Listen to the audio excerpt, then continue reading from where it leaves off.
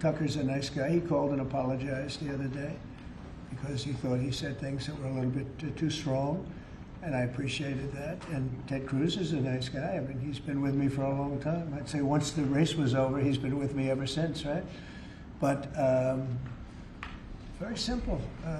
If they think that it's okay for Iran to have a nuclear weapon, then they should oppose me, but nobody thinks it's okay.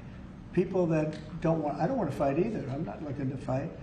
But if it's a choice between fighting and them having a nuclear weapon, you have to do what you have to do.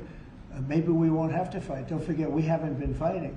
And if Ted, I can't imagine that Ted Cruz said it's okay for Iran to have nuclear, including Tucker.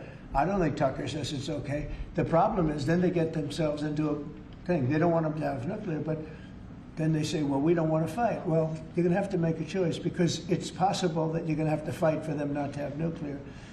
And it's interesting because I did ask Tucker, I said, well, are you okay with nuclear weapons being in the hands of Iran? And he sort of didn't like that. He didn't want to really, but he sort of didn't like that. And I said, well, if it's okay with you, then you and I do have a difference. But it's really not okay with him. Therefore, you may have to fight, and maybe it'll end, and maybe it'll end very quickly. But there's no way that you can allow, whether you have to fight or not, you can allow Iran to have a nuclear weapon because the entire world will blow up. I'm not going to let that happen.